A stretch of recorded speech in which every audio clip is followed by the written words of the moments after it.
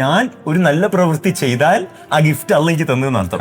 അതേപോലെ ആ നല്ല പ്രവൃത്തി ചെയ്യുന്നതിൽ നിന്നും ഒരു ഭർത്താവ് പുറകോട്ട് നിൽക്കുകയാണ്, ഒരു ഭാര്യ പുറകോട്ട് നിൽക്കുകയാണ്, ഒരു ഉമ്മ പുറകോട്ട് നിൽക്കുകയാണ്, ഒരു ഉപ്പ പുറകോട്ട് നിൽക്കുകയാണ്, ഞങ്ങളുടെ സഹോദരങ്ങൾ പുറകോട്ട് നിൽക്കുന്നുണ്ടെങ്കിൽ നമ്മൾ അവരാലോചിച്ചിട്ട് സഹതപിക്കുക. കാരണം അള്ളാഹിന്റെ ആ ഗിഫ്റ്റ് ഓരയിലേക്ക് എന്തായിട്ടില്ല, എത്തിയിട്ടില്ല.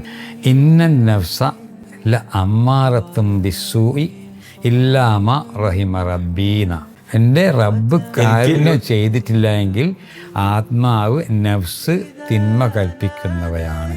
പൊരുത്തിന് നന്മ ചെയ്യാൻ പറ്റാത്തതുകൊണ്ടാ, അള്ളാഹിന്റെ കാരുണ്യം കിട്ടിയിട്ടില്ല. അപ്പൊ അള്ളാഹു സുബ്ഹാനഹു വ തആല നമ്മളെ ചൂസ് ചെയ്തെന്ത് നല്ലത് ചെയ്യാൻ വേണ്ടിയിട്ട്. കാരണം നല്ല ചെയ്ത് നമുക്ക് എന്നാണ് ഗുണം. അതാണല്ലോ പറയുന്നത്. ഇന്നല്ലാഹ മാ സ്വാബിരീൻ എന്ന് പറഞ്ഞാൽ ക്ഷമിച്ചാൽ അള്ള വരുന്നല്ല. ഇന്നല്ലാഹ മാ സ്വാബിരീൻ എന്ന് പറഞ്ഞാൽ ക്ഷമിച്ചാൽ അള്ള കൂടെ വരുന്നല്ല. അള്ള നമ്മൾ കൂടെ ഉണ്ടോ അവിടെ നമ്മൾ ക്ഷമിക്കും.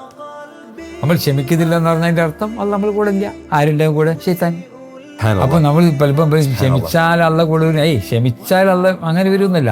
പക്ഷെ ക്ഷമ ഒരു ഒരു കണ്ടീഷനാണ്. ഇപ്പോൾ ഉദാഹരണമായി അള്ള പറഞ്ഞ കാര്യങ്ങളൊക്കെ നമ്മൾ നിർവഹിച്ചാൽ അള്ളാൻ്റെ കാര്യം ഉണ്ടാവും, അള്ള നമ്മൾ കൂടെ ഉണ്ടാവും. അപ്പോൾ നമുക്ക് ക്ഷമയുണ്ടാവും. അപ്പോൾ അള്ള നമ്മൾ കൂടെ ഉണ്ടാവണമെങ്കിൽ എന്ത് ചെയ്യണം? അള്ള പറഞ്ഞ പണിയെടുക്കണം.